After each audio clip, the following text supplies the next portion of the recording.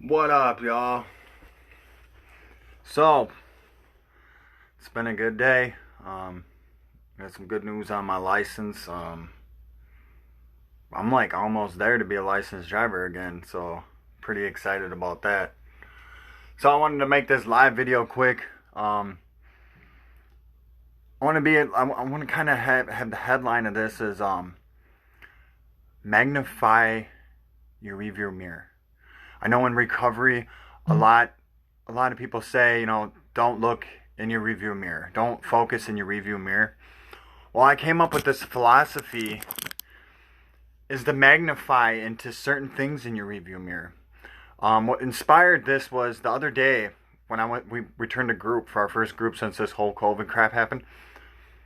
And our facilitator said something about what was the happiest time in the rain, or what was your happiest time when it was raining.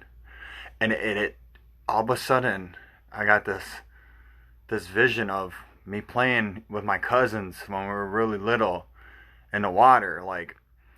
So meaning by magnify your review mirror is saying, how we were just so intended to look at the negativity and everything. Oh, I had a rough childhood, or I had this and I had that. How many times do you actually look back and then chuckle about stuff that we did? I remember as a kid with my stepbrothers and my sister, we used to go. There was this pond, this little creek in the back, way out in the woods. When it would freeze in the wintertime, we'd all suit up in snowsuits and stuff. I was 11 or so they were younger than me. We would go ride bike on it, right? Ride bike on this creek, and there's these sticks and all this, so we're just pedaling and crazy. That's what I mean by magnify your rearview mirror. So if you do look back in it, look at the good stuff, the positive stuff. I've been doing that a lot lately, ever since I went to group last week, and it was I kind of reflecting back on the stuff. Sometimes when I sit, one of my favorite things, being called dad is one of my favorite sounds. My second favorite sound is the sound of frogs at night, croaking and cricking. It actually takes me back to a place when I was a kid. I used to go fishing, bullhead fishing with my mom and dad. Well, they were divorced, but they would both take me fishing when I was with them. And it takes me back to this place by a cranberry marsh when I was a kid, and the frogs and the whippoorwills and stuff, the lantern and the mosquitoes. We had to put bug spray on, that type of stuff. Magnify your review mirror, zone in on the positive stuff, to reflect back on the good stuff, because we're so intent, we just always focus on negative. We got to start looking at the positive. We all have a past. I have a past. But if I look at the negative parts of it, it's going to beat me up. It's going to tear me apart. Yeah, I know I've done bad stuff, and bad stuff has happened to me in my past. But that isn't what makes me today. I guess it does make me today, but it doesn't have to have an effect on how I carry myself. I've been thinking a lot of accomplishments today. Like I said at the beginning of this video, I'm on the verge of getting my license again. Let me tell you, I have 2 OWIs, high-speed pursuits and stuff on my record. I have been a troublesome person, so I'm on the verge of another accomplishment. One of my videos before, I shared my trophy case, our personal trophy case. Mine is getting full. As of yesterday, I celebrated 1,000 days sober, completely sober. No drink, no smoke, no poke, no dope, no nothing. Not a thing. I've been completely sober, completely clean. So I'm just celebrating, and I've been looking back at stuff that I've accomplished. So they say don't focus in your rearview mirror, but right now I'm taking a time of reflection to look back on the positive things from when I was a child. And yeah, I grew up, and it was really tough. But I'm looking back in my recovery, and I'm seeing all this positive. 9/15 of 17 is the day I got clean. Huge day. Almost, it's more important than my birthday. I found out of 28 of 18, I was officially hepatitis C free. Big day for me there. I I think it was 11, sometime in November of 17. My buddy Devin invited me to come to this group. It was Renaissance of Legacy. There was like 4 people, maybe. So I attended. I was on an ankle bracelet. I was on Huber, just getting clean. And that's when I attended that group. And now it has become Soberize, which Soberize is a name that I created. I am part of this huge group, and that is helping people. Big time for me there. I got teeth. Yeah, accomplishments. You know what I'm saying? That's big for me. In my drug use, I let them all rot. They just fell out my face. I just did not care for myself at all. And today, I can say I have self-worth. I am happy for who I am, and I embrace it. I share it. I'm steady working. I work all the time. I have really good at work. I love my employees, people that I work with. Me and Lindsay, we met. Ever since we met, it's been just positive. I mean, we had our miscarriage, which was rough, but it made us stronger. We got our own place together.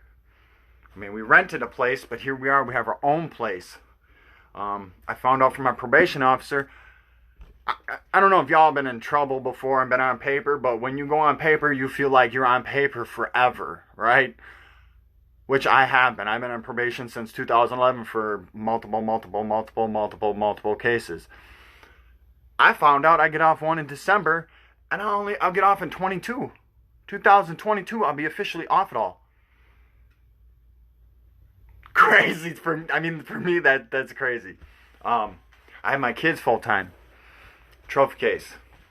2 of my kids full time. In less than a month, a few weeks here, we're gonna have our baby full time. And getting my license, like I said, groceries. Okay, I throw that on there. Groceries. Why is that an accomplishment? Because we go spend like $200 on groceries. Not on drugs or nothing. Like just cash money, just buy groceries. And I love food. Like I get to eat all kinds of goodness, and I got teeth to do it. So like my trophy case is just getting bigger and bigger, and it is due to me getting clean. The day I quit doing drugs, yeah, it was rough. Yeah, early recovery is just as hard as active addiction. But I tell you what, if you're willing to try it, it's worth it. Let me tell you, it is worth it. I'm not here to gloat. I'm just letting you know my side and how I came from living out my backpack. Like I've said before in my videos, I have nothing. I had nothing. I didn't want to see my kids. I couldn't hold a job. I didn't have enough money to support my cigarette habit. I couldn't even do that. I was living grungy life, and today is great. So I had to accept. I tell people this. I accepted the day that I got clean in 9/15 and 17. I accepted that I sucked at being an addict. I sucked at it. I could not do anything. Okay, I was multiple user. I used, methamphetamine. I used heroin, pills, all sorts of pills, from uppers, downers, all that. I smoked weed, pop, everything. Like, I couldn't do none of it. I just couldn't. I couldn't drink. I was an alcoholic at 18. Like, I accepted that I sucked at being an addict. And that was the day I threw in the towel and said, I'm done. This is it. I know a lot of people out there know people that are using. And how can you help them? Support them. And don't baby the addict, though, because you will bury the addict. Tough love is tough. It is tough to have. But the tough love is what we need. If we keep getting fed everything that we want and need while we're actively using, it's going to kill us. It will kill us. I see it firsthand. I know firsthand.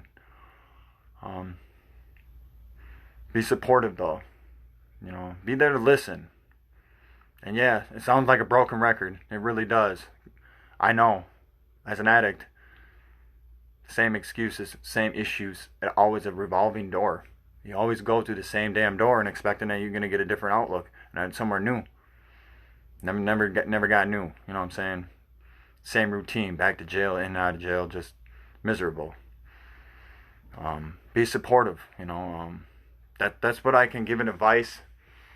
But like I said, the person's got to choose to want this. Sometimes they don't make the choice in time, and that's the sad truth behind this. I part of the sober eyes community, and a lot of people want me to help this person or help that person.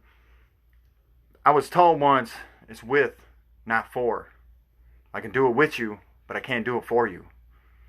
So them hard times in your life, you're going to have to make the decision to push forward or fall. And then you have a choice to get back up if you fall. I could be there, you know, like give you words of advice and stuff, but I can't help. I can't do it for you. So it's a beautiful day out. We got a doctor's appointment. So we're gonna be going to lacrosse. I just thought I'd bring this video up to magnify your rearview mirror. Pick out the positives. I'm talking like go way back. Like back to your childhood. You know what I'm saying? Yeah, we all have horrible things that happen in our life. But magnify down to a single day or a single thing that happened. Like maybe you went swimming or fishing. You know what I'm saying? I look at some of the stuff and I chuckle to myself. Because to being a kid, you're innocent. And everything is fun. You don't understand why people are shitty, or you don't, you know, as a kid you don't really understand that innocence. So it's nice to look back to magnify down to a T of just doing a kid's thing. It makes me feel young at heart. And watching my kids, I want them to be able to have a lot of these little magnifying things when they get older to look back on. So yeah, positive for the day. Stay tuned for more videos. I'm gonna keep posting them. Life's been really busy for me, so I'm still on my recovery thing. I'm gonna be on it until the day I die. But this weekend I'm planning on going to Merrill to see Demon Arts for the tattoo. I'm gonna get the recovery ribbon on my hand. I'm gonna get my date. Pretty stoked about that. But like I said, magnify your rearview mirror. I mean, focus in on them little incidents. But I'm gonna get off here because I gotta roll. Good Friday. Have y'all a good weekend. I'm out. Peace.